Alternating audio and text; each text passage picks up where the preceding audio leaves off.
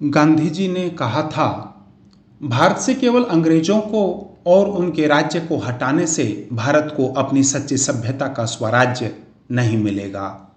हम अंग्रेजों को हटा दें और उन्हीं की सभ्यता का और उन्हीं के आदर्शों का स्वीकार करें तो हमारा उद्धार नहीं होगा। हमें अपनी आत्मा को बचाना चाहिए। कहानीमाला में आज मैं आपके लिए लेकर आया हूं गांधी जी द्वारा लिखित हिंद स्वराज का भाग 2। शीर्षक 7, हिंदुस्तान कैसे गया। पाठक, आपने सभ्यता के बारे में बहुत कुछ कहा और मुझे विचार में डाल दिया। अब तो मैं इस संकट में आ पड़ा हूं कि यूरोप की प्रजा से मैं क्या लूं और क्या न लूं। लेकिन एक सवाल मेरे मन में तुरंत उठता है, अगर आज की सभ्यता बिगाड़ करने वाली है, एक रोग है, तो ऐसी सभ्यता में फंसे हुए अंग्रेज हिंदुस्तान को कैसे ले सके? इसमें वे कैसे रह सकते हैं? संपादक, आपके इस सवाल का जवाब कुछ आसानी से दिया जा सकेगा और अब थोड़ी देर में हम स्वराज्य के बारे में भी विचार कर सकेंगे। आपके इस सवाल का जवाब अभी देना बाकी है, यह मैं भूला नहीं हूं। लेकिन आपके आखिरी सवाल पर हम आए। हिंदुस्तान अंग्रेजों ने लिया सो बात नहीं है, बल्कि हमने उन्हें दिया है।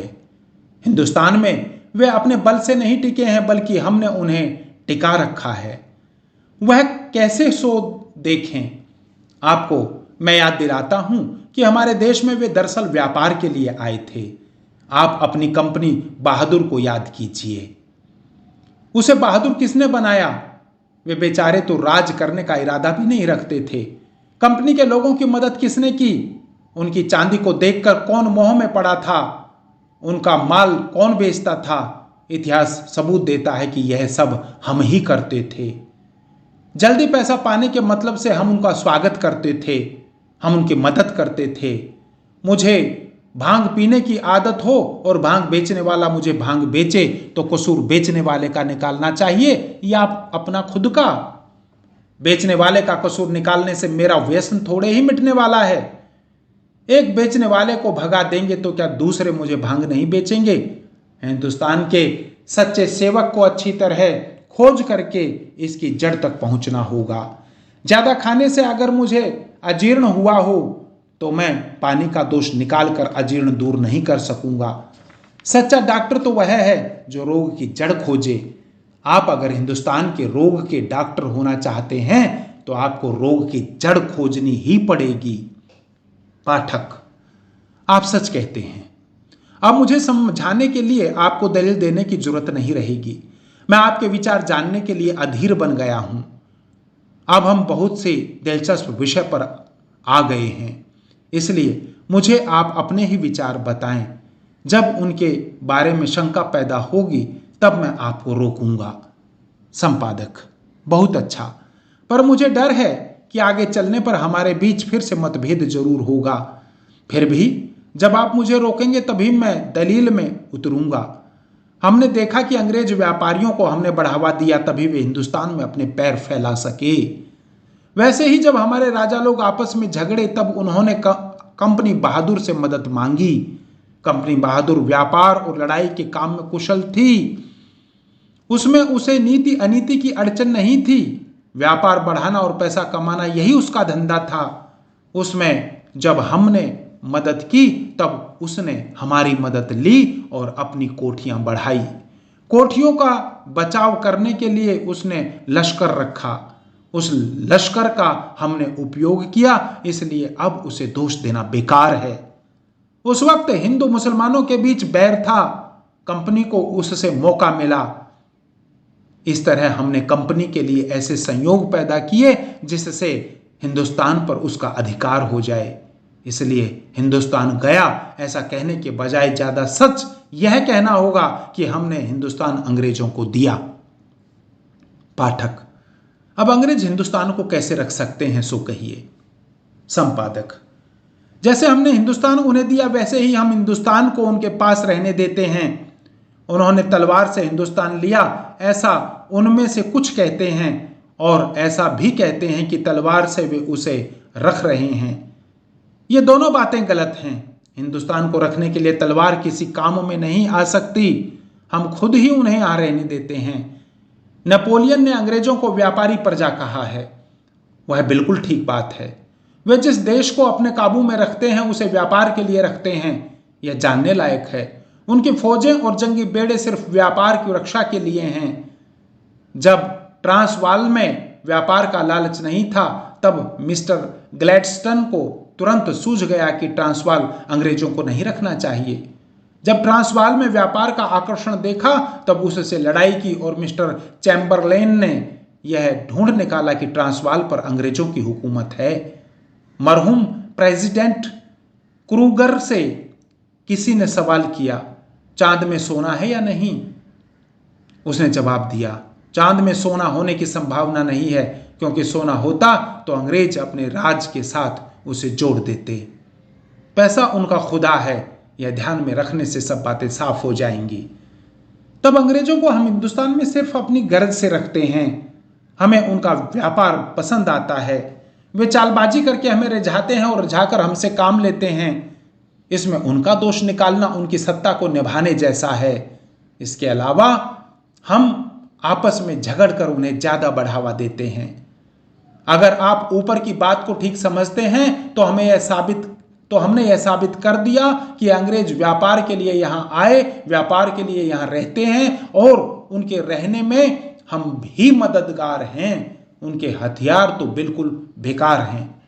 इस मौके पर मैं आपको याद दिलाता हूं कि जापान में अंग्रेजी झंडा लहराता है, ऐसा आप मानिए। जापान के साथ अंग्रेजों ने जो करार किया है वह अपने व्यापार के लिए किया है, और आप देखेंगे कि जापान में अंग्रेज लोग अपना व्यापार खूब जमाएंगे। अंग्रेज अपने माल के लिए सारी दुनिया को अपना बाजार बनाना चाहते हैं। यह सच है कि ऐसा वे नहीं कर सकेंगे, इसमें उनका कोई कसूर नहीं माना जा सकता। अपनी कोशिश में वे कोई कसर नहीं रखेंगे।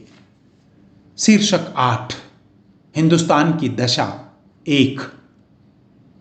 पाठक, हिंदुस्तान अंग्रेजों के हाथ में क्यों है, यह समझा जा सकता है।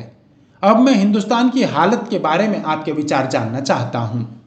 संपादक, आज हिंदुस्तान की रंक दशा है। यह आपसे कहते हुए मेरी आंखों में पानी भर आता है और गला सूख जाता है। यह बात मैं आपको पूरी तरह समझा सकूंगा या नहीं, इस बारे में मुझे शक है।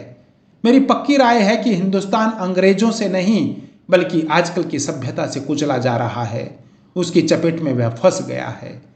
उसमें से बचने का अभी भी उपाय है, लेकिन दिन ब दिन समय बीतता जा रहा है। मुझे तो धर्म प्यारा है, इसलिए पहला दुख मुझे यह है कि हिंदुस्तान धर्म भ्रष्ट होता जा रहा है। धर्म का अर्थ मैं यहां हिंदू मुस्लिम या जरथोस्ती धर्म नहीं मानता, लेकिन इन सब धर्मों के अंदर जो धर्म है वह हिंदुस्तान से जा रहा है। हम ईश्वर से विमुख होते जा रहे हैं। पाठक, सो कैसे? संपादक, हिंदुस्तान पर यह तोहमत है कि हम आलसी हैं और गोरे लोग मेहनती और उत्साही हैं। इसे हमने मान लिया है, इसलिए हम अपनी हालत को बदलना चाहते हैं। हिंदू मुस्लिम जरथोस्ती ईसाई सब धर्म सिखाते हैं कि हमें दुनियावी बातों के बारे में मंद और धार्मिक बातों के बारे में उत्साही रहना चाहिए। हमें अपने दुनियावी लोभ की हद बांधनी चाहिए और धार्मिक लोभ को खुला छोड़ देना चाहिए। हमारा उत्साह धार्मिक लोभ में ही रहना चाहिए। पाठक, इससे तो मालूम होता है कि आप पाखंडी बनने की तालीम देते हैं। धर्म के बारे में ऐसी बातें करके ठग लोग दुनिया को ठगते आए हैं और आज भी ठग रहे हैं। संपादक, आप धर्म पर गलत आरोप लगाते हैं। पाखंड तो सब धर्मों में है। जहां सूरज है वहां अंधेरा रहता ही है। परछाई हर एक चीज के साथ जुड़ी रहती है। धार्मिक ठगों को आप दुनियावी ठगों से अच्छे पाएंगे। सभ्यता में जो पाखंड मैं आपको बता चुका हूं, वैसा पाखंड धर्म में मैंने कभी नहीं देखा। पाठक, यह कैसे कहा जा सकता है? धर्म के नाम पर हिंदू मुसलमान लड़े, धर्म के नाम पर ईसाइयों में बड़े बड़े युद्ध हुए, धर्म के नाम पर हजारों बेगुनाह लोग मारे गए, उन्हें जला दिया गया, उन पर बड़ी बड़ी मुसीबतें गुजारी गई। यह तो सभ्यता से बदतर ही माना जाएगा। संपादक, तो मैं कहूंगा कि यह सब सभ्यता के दुख से ज्यादा बर्दाश्त हो सकने जैसा है। आपने जो कुछ कहा वह पाखंड है, ऐसा सब लोग समझते हैं। इसलिए पाखंड में फंसे हुए लोग मर गए कि सारा सवाल हल हो गया। जहां भोले लोग हैं वहां ऐसा ही चलता रहेगा, लेकिन उसका असर हमेशा के लिए बुरा ही रहता है, बुरा नहीं रहता। सभ्यता की होली में जो लोग जल मरे हैं उनकी तो कोई हद ही नहीं। उसकी खूबी यह है कि लोग उसे अच्छा मानकर उसमें कूद पड़ते हैं। फिर वे न तो रहते दीन के और न रहते दुनिया के। वे सच बात को बिल्कुल भूल जाते हैं। सभ्यता चूहे की तरह फूंक कर काटती है। उसका असर जब हम जानेंगे तब पुराने वहम मुकाबले में हमें मीठे लगेंगे। मेरा कहना यह नहीं कि हमें उन वहमों को कायम रखना चाहिए, नहीं, उनके खिलाफ तो हम लड़ेंगे ही, लेकिन वह लड़ाई धर्म को भूलकर नहीं लड़ी जाएगी, बल्कि सही तौर पर धर्म को समझकर और उसकी रक्षा करके ही लड़ी जाएगी। पाठक, तब तो आप यह भी कहेंगे कि अंग्रेजों ने हिंदुस्तान में शांति का जो सुख हमें दिया है वह बेकार है। संपादक, आप भले शांति देखते हो पर मैं तो शांति का सुख नहीं देखता। पाठक, तब तो ठग, पिंडारी, भील वगैरह देश में जो त्रास गुजारते थे उसमें आपके ख्याल से कोई बुराई नहीं थी। संपादक, आप जरा सोचेंगे तो मालूम होगा कि उनका त्रास बहुत कम था। अगर सचमुच उनका त्रास भयंकर होता तो प्रजा का जड़ मूल से कभी का नाश हो जाता, और हाल की शांति तो नाम की ही है। मैं यह कहना चाहूंगा कि इस शांति से हम नामर्द, नपुंसक और डरपोक बन गए हैं। भीलों और पिंडारियों का स्वभाव अंग्रेजों ने बदल दिया है, ऐसा हम न मान लें। हम पर ऐसा जुल्म होता हो तो हमें उसे बर्दाश्त करना चाहिए, लेकिन दूसरे लोग हमें उस जुल्म से बचाएं, यह तो हमारे लिए बिल्कुल कलंक जैसा है। हम कमजोर और डरपोक बने, इससे तो भीलों के तीर कमान से मरना मुझे ज्यादा पसंद है।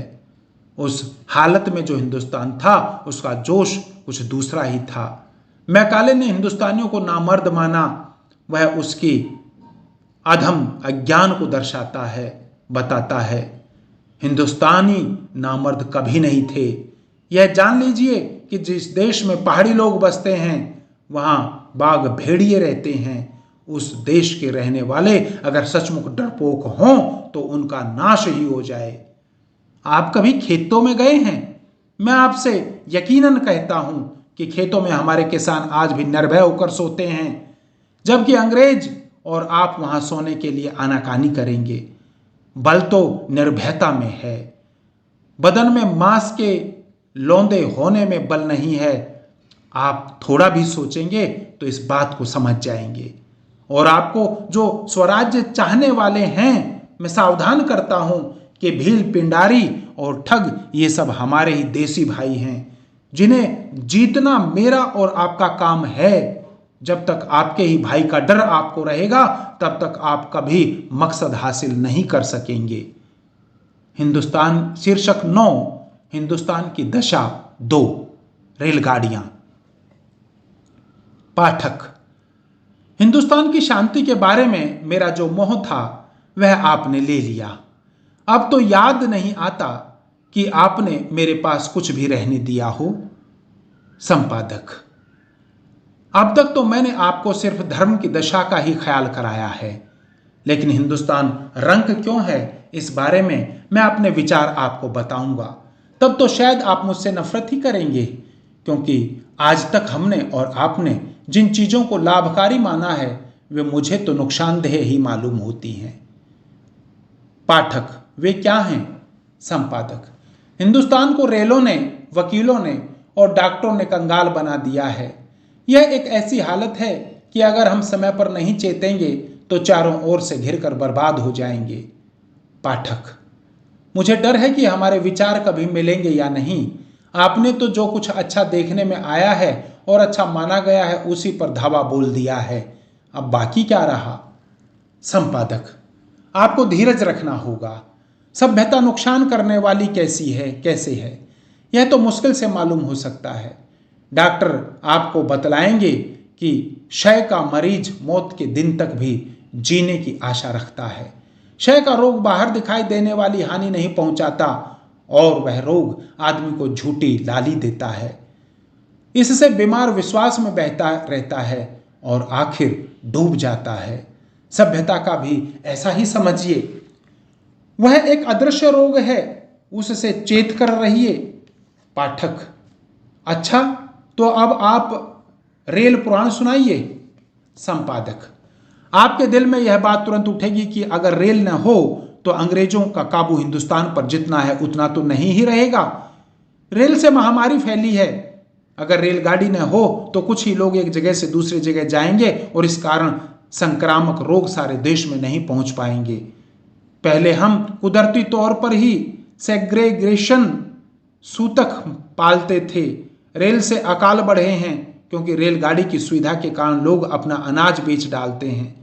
जहां महंगाई हो वहां अनाज खिंच जाता है, लोग लापरवाह बनते हैं और उससे अकाल का दुख बढ़ता है। रेल से दुष्टता बढ़ती है, बुरे लोग अपनी बुराई तेजी से फैला सकते हैं। हिंदुस्तान में जो पवित्र स्थान थे वे अपवित्र बन गए हैं। पहले लोग बड़ी मुसीबत से वहां जाते थे, ऐसे लोग वहां सच्ची भावना से ईश्वर को भजने जाते थे। अब तो ठगों की टोली सिर्फ ठगने के लिए वहां जाती है। पाठक: यह तो आपने एक तरफा बात कही। जैसे खराब लोग वहां जा सकते हैं वैसे अच्छे भी तो जा सकते हैं। वे क्यों रेलगाड़ी का पूरा लाभ नहीं लेते? संपादक: जो अच्छा होता है वह वीर बहुटी की तरह धीरे चलता है। उसकी रेल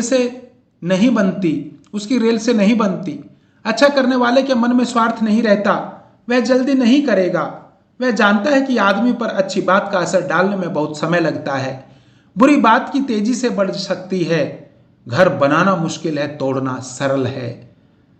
इसलिए रेलगाड़ी हमेशा दुष्टता का ही फैलाव करेगी, यह बराबर समझ लेना चाहिए। उससे अकाल फैलेगा या नहीं इस बारे में कोई शास्त्रकार मेरे मन में घड़ी भर शंका पैदा कर सकता है, लेकिन रेल से दुष्टता बढ़ती है यह बात जो मेरे मन में जम गई है वह मिटने वाली नहीं है। पाठक: लेकिन रेल का सबसे बड़ा लाभ दूसरे सब नुकसानों को भुला देता है। रेल है तो आज हिंदुस्तान में एक राष्ट्र का जोश देखने में आता है। इसलिए मैं तो कहूंगा कि रेल के आने से कोई नुकसान नहीं हुआ। संपादक: यह आपकी भूल ही है। आपको अंग्रेजों ने सिखाया है कि आप एक राष्ट्र नहीं थे और एक राष्ट्र बनने में आपको सैकड़ों बरस लगेंगे। यह बात बिल्कुल बेबुनियाद है। जब अंग्रेज हिंदुस्तान में नहीं थे तब हम एक राष्ट्र थे, हमारे विचार एक थे, हमारा रहन सहन एक था। तभी तो अंग्रेजों ने यहाँ एक राज्य कायम किया। भेद तो हमारे बीच बाद में उन्होंने पैदा किए। पाठक: यह बात मुझे ज्यादा समझनी होगी। संपादक: मैं जो कहता हूं वह बिना सोचे समझे नहीं कहता।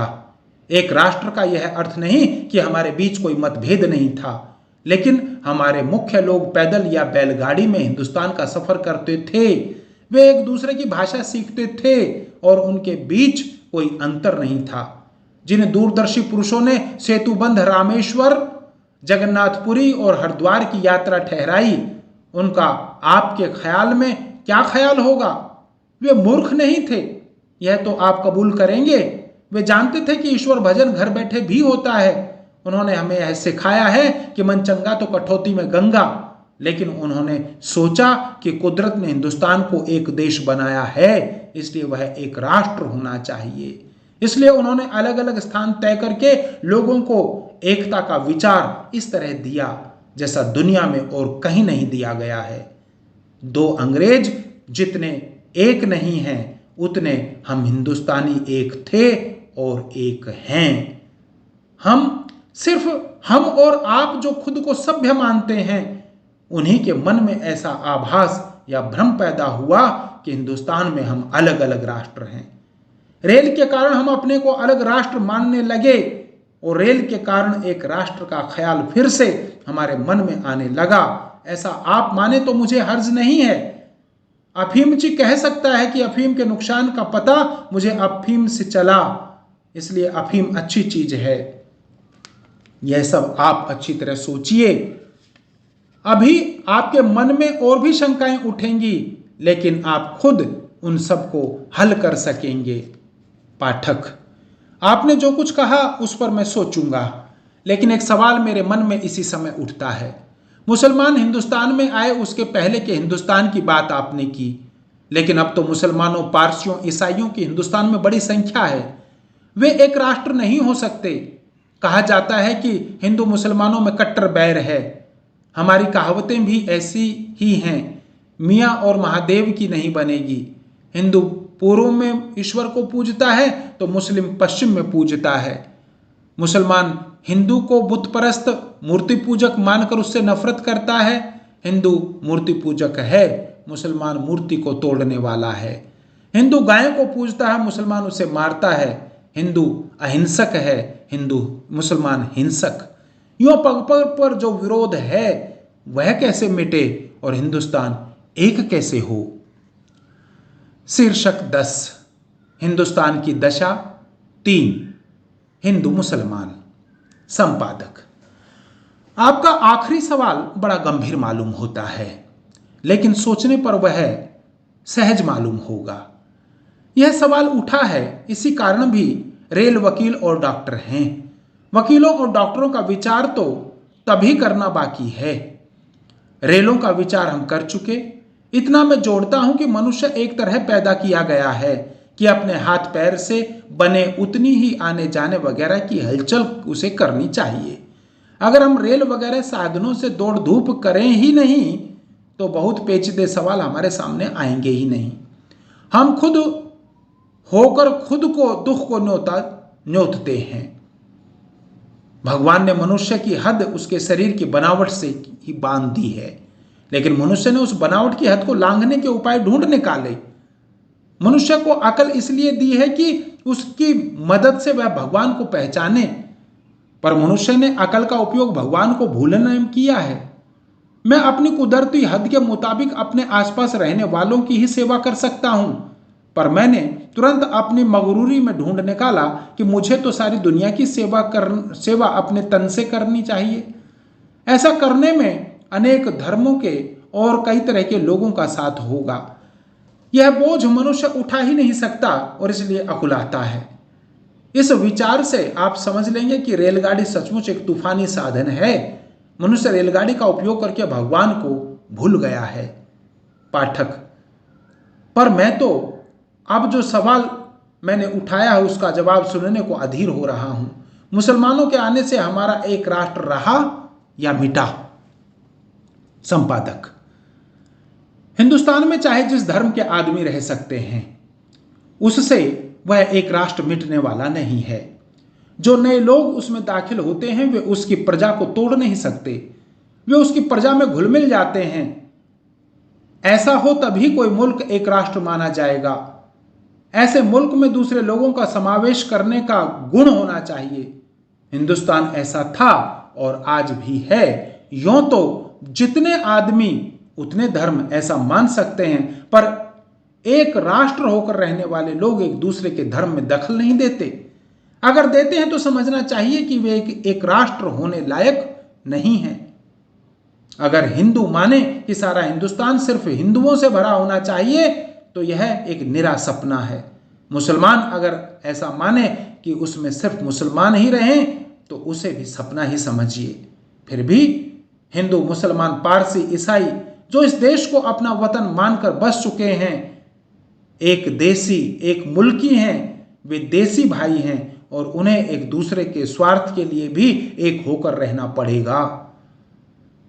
दुनिया के किसी भी हिस्से से एक राष्ट्र का अर्थ एक धर्म नहीं किया गया है। हिंदुस्तान में तो ऐसा था ही नहीं। पाठक, लेकिन दोनों कौमों के कट्टर बैर का क्या। संपादक, कट्टर बैर शब्द दोनों के दुश्मनों ने खोज निकाला।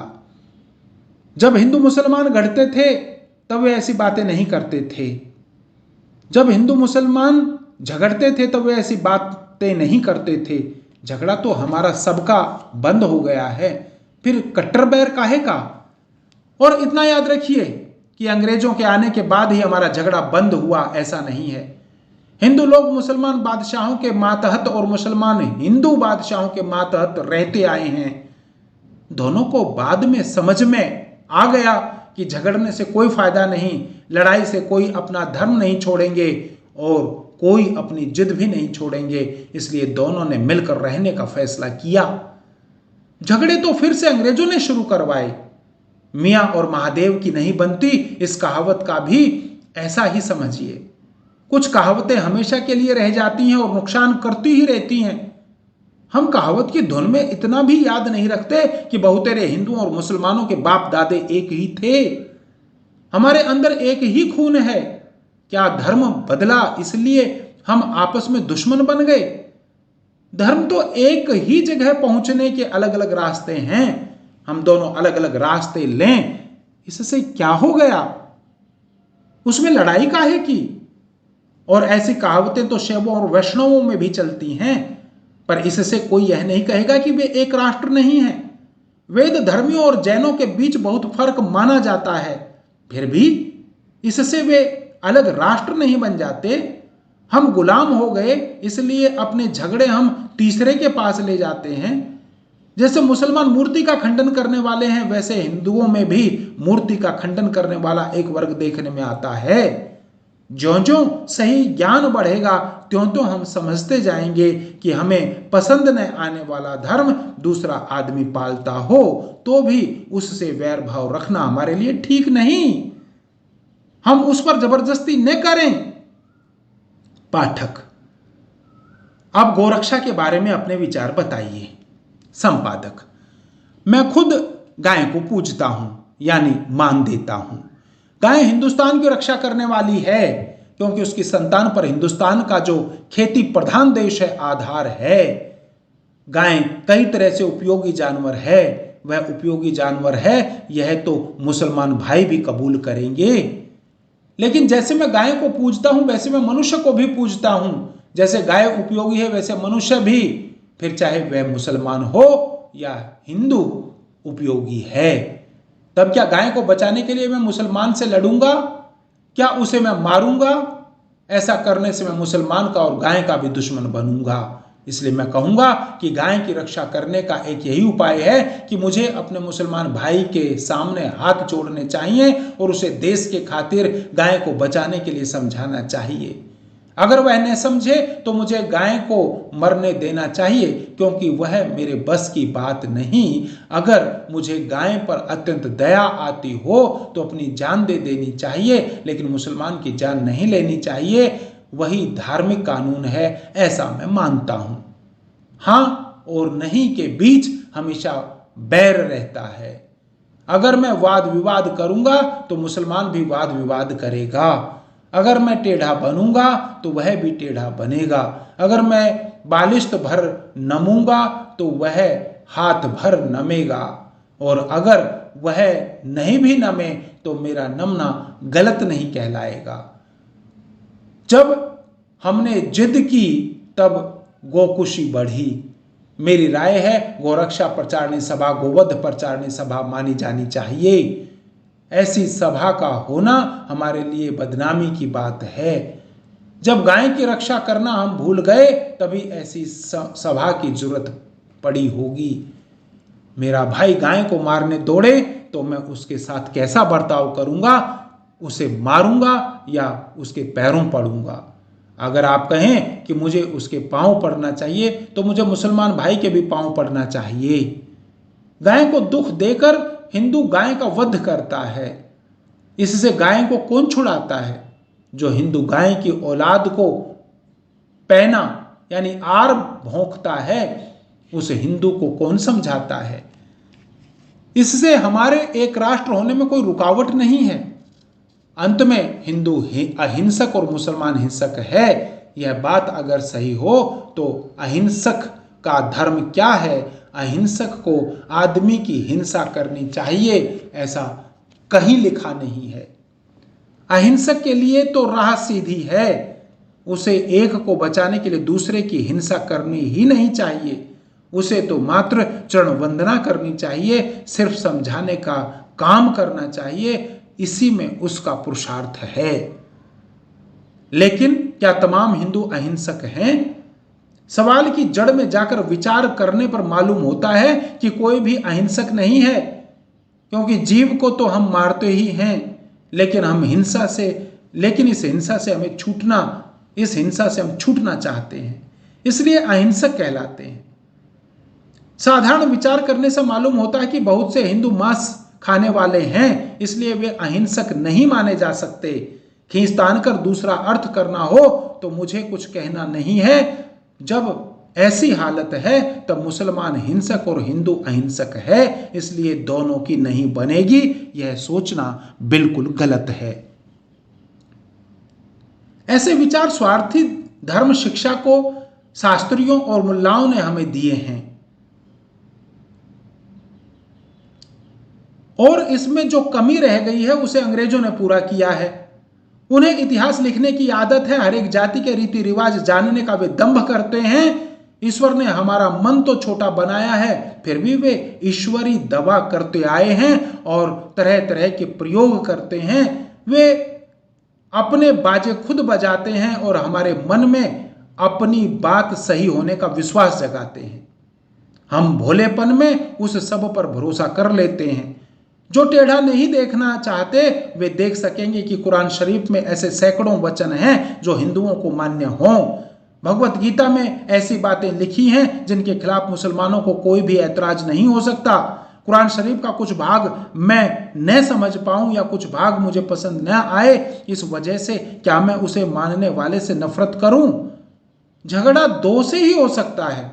मुझे झगड़ा नहीं करना हो तो मुसलमान क्या करेगा, और मुसलमान को झगड़ा न करना हो तो मैं क्या कर सकता हूं?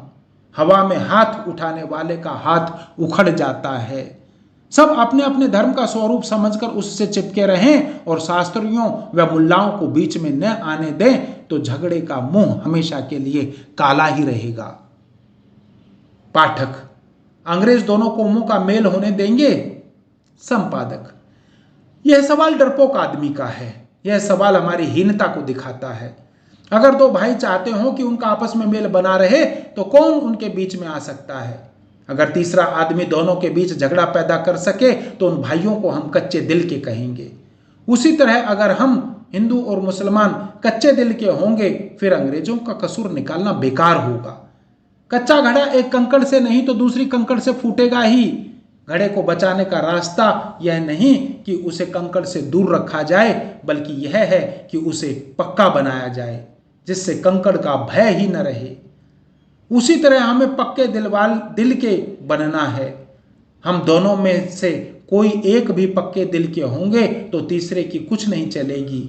यह काम हिंदू आसानी से कर सकते हैं।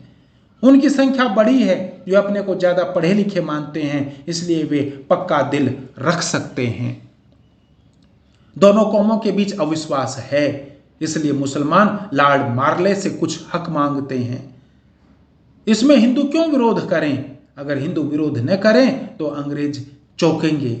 मुसलमान धीरे धीरे हिंदुओं का भरोसा करने लगेंगे और दोनों का भाईचारा बढ़ेगा। अपने झगड़े अंग्रेजों के पास ले जाने में हमें शर्माना चाहिए। ऐसा करने से हिंदू कुछ खोने वाले नहीं हैं। इसका हिसाब आप खुद लगा लेंगे। जिस आदमी ने दूसरों पर विश्वास किया उसने आज तक कुछ खोया नहीं है। मैं यह नहीं कहना चाहता कि हिंदू मुसलमान कभी झगड़ेंगे ही नहीं। दो भाई साथ रहें तो उनके बीच तकरार होती ही है। कभी हमारे सिर भी फूटेंगे, ऐसा होना जरूरी नहीं है। लेकिन सब लोग एक सी अकल के नहीं होते। दोनों जोश में आते हैं तब अक्सर गलत काम कर बैठते हैं।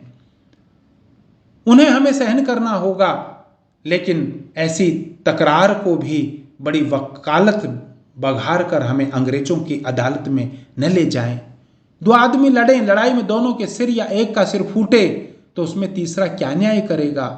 जो लड़ेंगे वे जख्मी भी होंगे, बदन से बदन टकराएगा, तब कुछ निशानी तो रहेगी ही। उसमें न्याय क्या हो सकता है?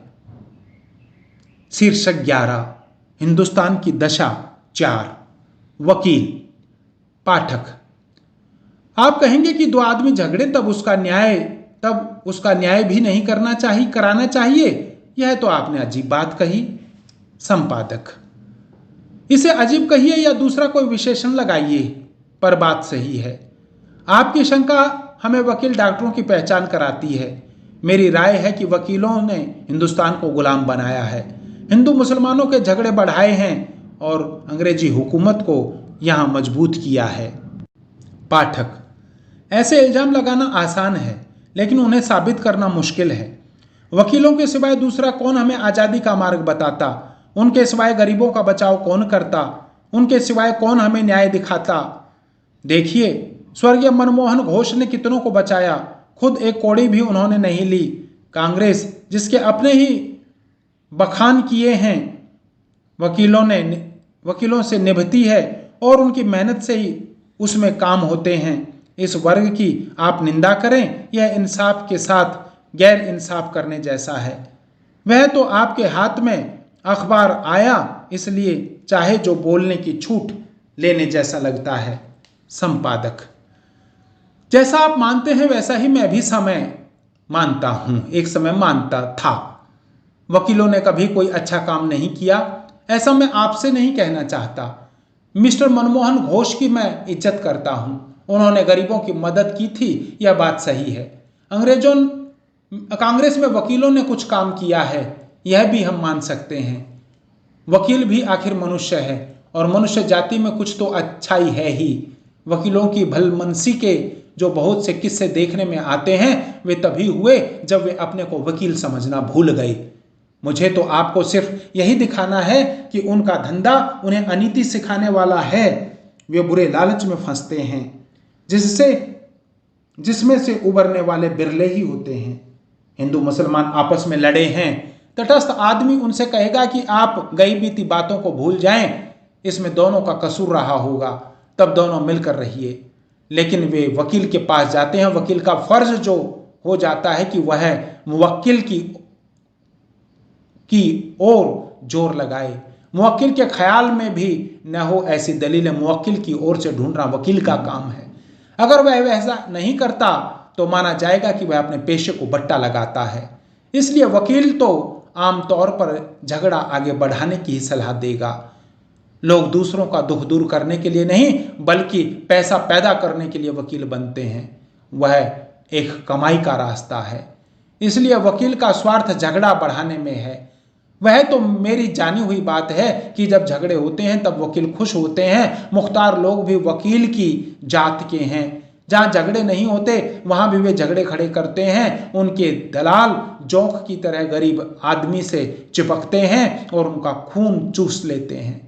वह पेशा ऐसा है कि उसमें आदमियों को झगड़े के लिए बढ़ावा मिलता ही है। वकील लोग निठल्ले होते हैं। आलसी लोग ऐश आराम करने के लिए वकील बनते हैं। यह सही बात है। वकालत का पैसा बड़ा आबरूदार पैसा है। ऐसा खोज निकालने वाले भी वकील ही हैं। कानून वे बनाते हैं, उसकी तारीफ भी वे ही करते हैं। लोगों से क्या दाम लिए जाएं, यह भी वे ही तय करते हैं और लोगों पर रोब जमाने के लिए आडंबर ऐसा करते हैं मानो वे आसमान से उतर कर आए हुए देवदूत हों। वे मजदूर से ज्यादा रोजी क्यों मांगते हैं? उनकी जरूरतें मजदूर से ज्यादा क्यों हैं? उन्होंने मजदूर से ज्यादा देश का क्या भला किया है? क्या भला करने को ज्यादा पैसा लेने का हक है? और अगर पैसे के खातिर उन्होंने भला किया हो तो उसे भला कैसे कहा जाए? यह तो उस पेशे का जो गुण है वह मैंने बताया। वकीलों के कारण हिंदू मुसलमानों के बीच कुछ दंगे हुए हैं, यह तो जिन्हें अनुभव है वे जानते होंगे। उनसे कुछ खानदान बर्बाद हो गए हैं, उनकी बदौलत भाइयों में जहर दाखिल हो गया है। कुछ रियासतें वकीलों के जाल में फंसकर कर्जदार हो गई हैं। बहुत से गरासिए इन वकीलों की कारस्तानी से लुट गए हैं। ऐसी बहुत सी मिसालें दी जा सकती हैं। लेकिन वकीलों से बड़ा नुकसान तो यह हुआ कि अंग्रेजों का जुआ हमारी गर्दन पर मजबूत जम गया।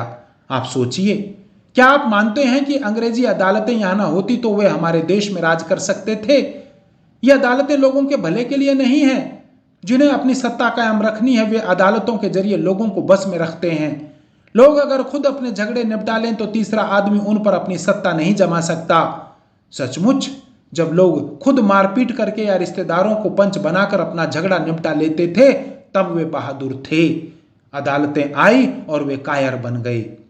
लोग आपस में लड़कर झगड़ मिटाएं, यह जंगली माना जाता था। अब तीसरा आदमी झगड़ा मिटाता है, यह क्या कम जंगलीपन है? क्या कोई ऐसा कह सकेगा कि तीसरा आदमी जो फैसला देता है वह सही फैसला ही होता है? कौन सच्चा है, यह दोनों पक्ष के लोग जानते हैं। हम भोलेपन में मान लेते हैं कि तीसरा आदमी हमसे पैसा लेकर हमारा इंसाफ करता है। इस बात को अलग रखें। हकीकत तो यही दिखानी है कि अंग्रेजों ने अदालतों के जरिए हम पर अंकुश जमाया है और हम वकील न बने तो ये अदालतें चल ही नहीं सकती। अगर अंग्रेज ही जज होते, अंग्रेज ही वकील होते, तो अंग्रेज ही सिपाही होते, तो वे सिर्फ अंग्रेजों पर ही राज करते। हिंदुस्तानी जज और हिंदुस्तानी वकील के बगैर उनका काम नहीं चल सकता। वकील कैसे पैदा हुए, उन्होंने कैसी धांधल मचाई, यह सब अगर आप समझ सकें तो मेरे जितनी ही नफरत आपको भी इस पेशे के लिए होगी। अंग्रेजी सत्ता की एक मुख्य कुंजी उनकी अदालतें हैं और अदालतों की कुंजी वकील हैं। अगर वकील वकालत करना छोड़ दें और वह पेशा वेश्या के पैसे जैसा नीच माना जाए तो अंग्रेजी राज एक दिन में टूट जाए। वकीलों ने हिंदुस्तानी प्रजा पर यह तोहमत लगाई है कि हमें झगड़े प्यारे हैं और हम कोर्ट कचहरी रूपी पानी की मछलियां हैं। जो शब्द मैं वकीलों के लिए इस्तेमाल करता हूं वही शब्द जजों को भी लागू होते हैं। ये दोनों मौसेरे भाई हैं और एक दूसरे को बल देने वाले हैं। धन्यवाद।